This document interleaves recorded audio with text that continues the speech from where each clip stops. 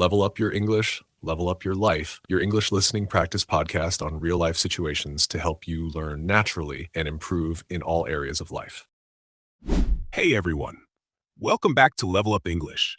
Ever been at a party, a networking event, or even just waiting in line at the coffee shop and felt that little pang of awkwardness because you weren't sure what to say to the person next to you? Maybe you just offered a quick, hesitant, hi, and then silence? Today, we're tackling that very common feeling. That's right, Logan. We're diving into the often underestimated but incredibly valuable skill of small talk. Now, you might be thinking, small talk? Isn't that just superficial chit chat?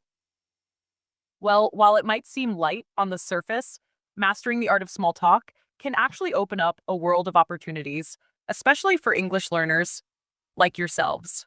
Exactly. Think about it.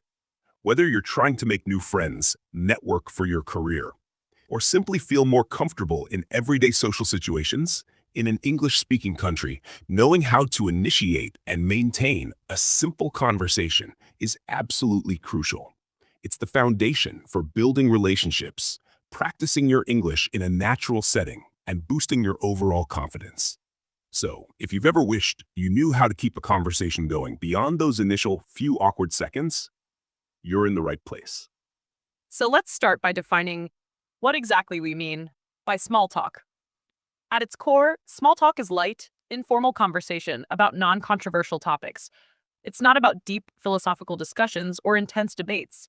Instead, it's about making a connection, building rapport, and filling those initial moments of interaction in a comfortable and friendly way.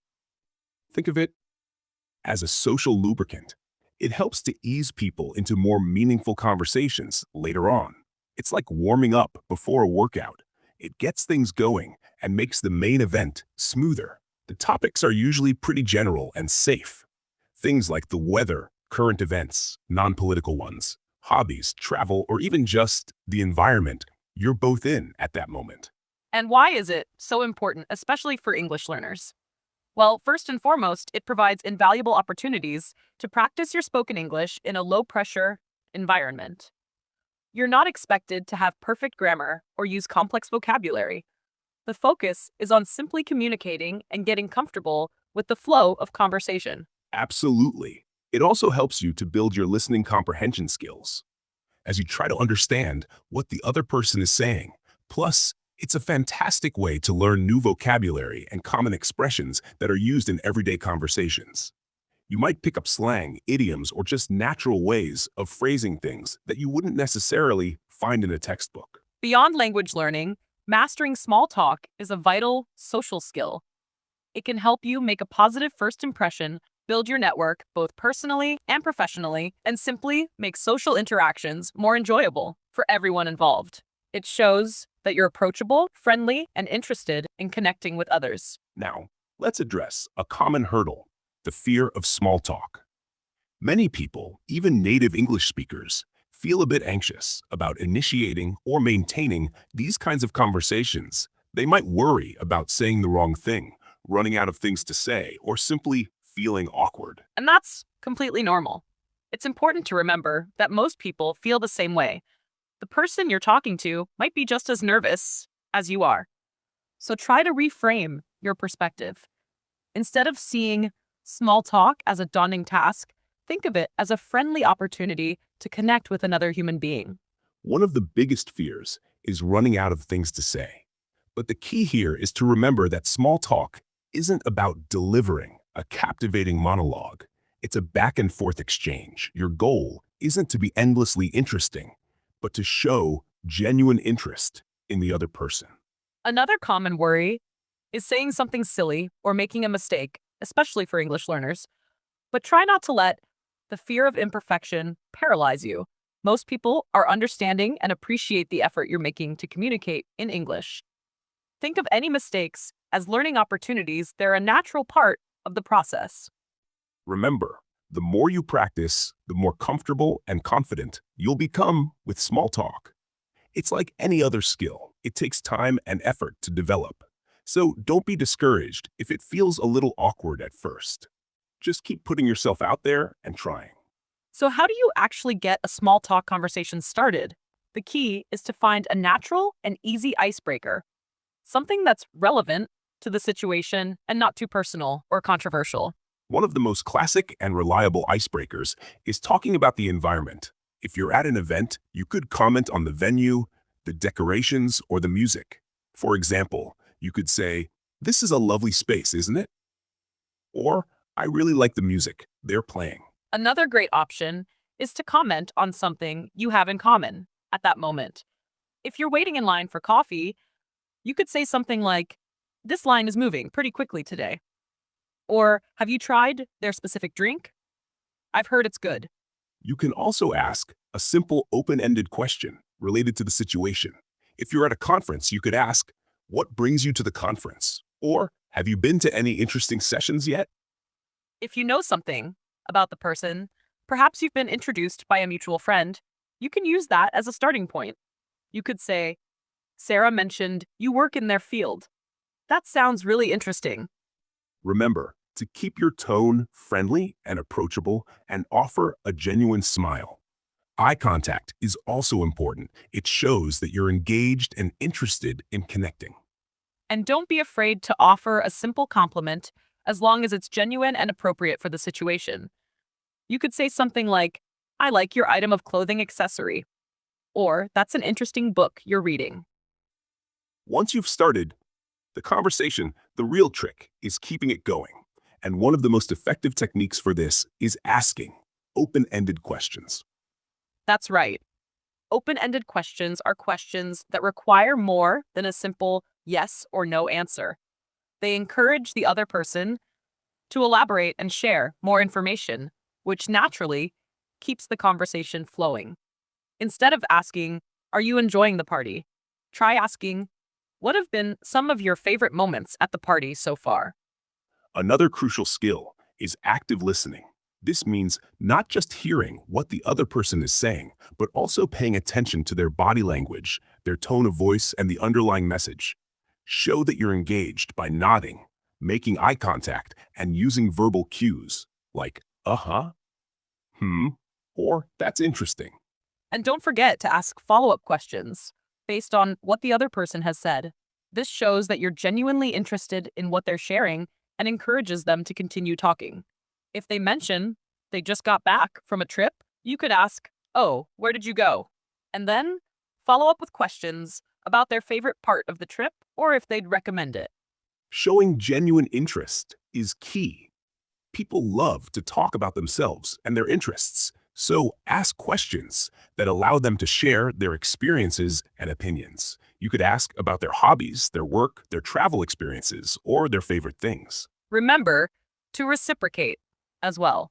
While it's important to ask questions and show interest in the other person, be prepared to share some information about yourself when appropriate. Conversation is a two-way street. One of the best ways to keep a conversation going and build a stronger connection is to find common ground, shared interests, or experiences that you both have. This might take a little bit of gentle probing through your questions. As you ask open-ended questions and listen actively, you'll start to get a sense of the other person's interests. If they mention they enjoy hiking and you also enjoy hiking, that's a fantastic point of common ground to explore further. You can also look for common ground in your current situation. If you're both attending the same event, you already have that in common. You can talk about what you've enjoyed so far, what you're looking forward to, or even your impressions of the speakers or other attendees. If you discover a shared interest, be sure to delve deeper into it. Ask more specific questions, share your own experiences related to that interest, and see where the conversation leads. Finding common ground can create a real sense of connection and make the conversation much more engaging. Don't be afraid to reveal your own interests as well. You never know what you might have in common with someone else. Sharing your passions can make you more relatable and give the other person an opportunity to connect with you on a deeper level. While the words you use are important, your body language plays a huge role in how your small talk is received. Nonverbal cues can convey just as much, if not more, than your spoken words. Maintaining good eye contact shows that you're engaged and interested in the conversation. However, be careful not to stare intensely which can make the other person feel uncomfortable. Aim for natural, intermittent eye contact. Your posture can also make a big difference. Stand or sit up straight with your shoulders relaxed. This conveys confidence and approachability. Avoid crossing your arms as this can appear defensive or closed off. A genuine smile is incredibly welcoming and can instantly put the other person at ease. It shows that you're friendly and happy to be talking to them. Pay attention to the other person's body language as well. Are they making eye contact? Are they smiling? Are they leaning slightly towards you? These are all positive signs that the conversation is going well. If their body language suggests they're uncomfortable or want to end the conversation, be respectful of those cues. Mirroring the other person's body language subtly can also help build rapport. This doesn't mean mimicking their every move, but if they're leaning forward, you might lean forward slightly as well. This can create a subconscious sense of connection. Let's be honest, even in the best conversations, there can be moments of silence or lulls. This is perfectly normal and doesn't necessarily mean the conversation is over. Don't panic if there's a brief pause. Instead of feeling pressured to fill every single second with talking, take a moment to think. You could use this time to reflect on what the other person has said and come up with a relevant follow-up question. If the silence feels a little too long, you can try to introduce a new topic. Think back to some of the general small talk topics we discussed earlier, like the weather, current events, or hobbies. Remember that it's okay for a conversation to naturally come to an end. Not every small talk interaction needs to turn into a deep hour-long discussion. Sometimes a brief but pleasant exchange is all that's needed. Knowing how to end a conversation politely is just as important as knowing how to start one. You don't want to abruptly walk away or make the other person feel like you're trying to escape. Look for natural cues that the conversation might be winding down. Perhaps there's a longer pause or the topic has been exhausted. You can also think about your own reasons for needing to move on, such as wanting to talk to other people at an event or needing to leave. When you decide it's time to end the conversation, signal your intention politely. You can use phrases like, "It was really nice talking to you," or "I've enjoyed our conversation." If you found a genuine connection and would like to continue the conversation later, you could suggest exchanging contact information. You could say, perhaps we could connect on LinkedIn, or would you be open to exchanging email addresses? Always end with a friendly closing, such as, "Have a great day," or "Enjoy the rest of the event." A warm smile and a polite goodbye will leave the other person with a positive feeling about your interaction. Hello, everyone. Samantha here, ready to boost your English vocabulary related to the art of small talk. Today, we've heard some really useful words and phrases. Let's break down a few key ones. Rapport. This refers to a friendly relationship based on mutual understanding and trust. Logan mentioned building rapport through small talk. For example, she quickly established rapport with her new colleagues. Icebreaker. This is something you say or do to start a conversation and make people feel more comfortable, especially in a social situation. Grace talked about using an icebreaker to begin small talk. A common icebreaker at a meeting is asking people to share their favorite hobby. Open-ended question. This is a question that requires more than a yes or no answer, encouraging the other person to talk more. Logan emphasized the importance of asking open-ended questions. Instead of, "Do you like this music?" try, "What do you think of the music they're playing?" This is an open-ended question. Active listening, noun phrase. This means fully concentrating on what someone is saying rather than just hearing the words.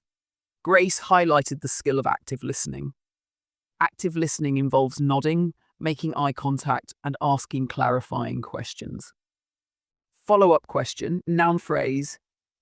This is a question you ask that is related to something the other person has just said, showing your interest. Logan suggested asking follow-up questions. If someone says they traveled to Italy, a good follow-up question would be, "What was your favorite part of the trip?" Common ground, noun phrase. This refers to shared interests, experiences or opinions that you have with another person. Grace discussed finding common ground to connect with others. Discovering a shared love for a particular sport is a great way to find common ground. Probing. This means asking questions or making inquiries in order to get more information. Logan mentioned gently probing to find common interests. You might need to do some probing to understand someone's perspective on an issue. Nonverbal cues are signals you send through your body language rather than your words. Grace explained the importance of nonverbal cues in conversation. Smiling and maintaining eye contact are positive nonverbal cues, lulls. This refers to a temporary pause or period of quiet in a conversation. Logan talked about navigating the lulls in small talk. There was a brief lull in the conversation before she introduced a new topic. Winding down, verb phrase. This means gradually coming to an end. Grace used this phrase when talking about the conversation winding down. As the evening was winding down, people started to say their goodbyes. These words and phrases are so useful for navigating social situations and keeping conversations going. Practice using them, and you'll become a small talk pro in no time. Back to you, Logan and Grace. Fantastic vocabulary, as always. Samantha, thank you.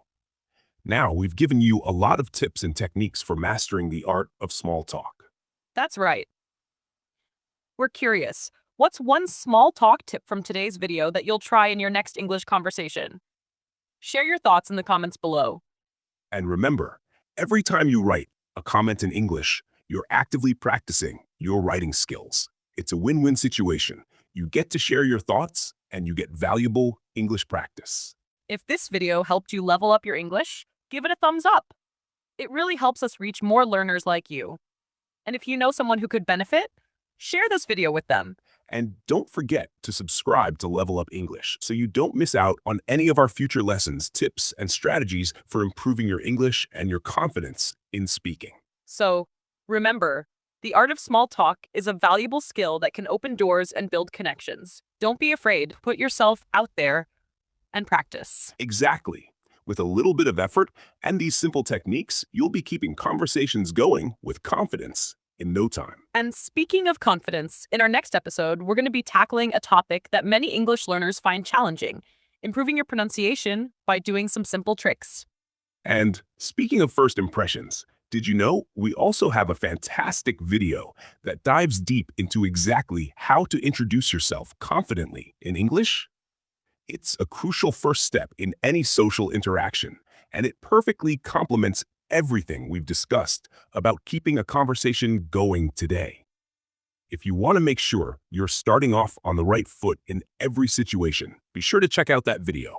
We'll put a link on the end screen and in the description below. It's another great way to level up your English.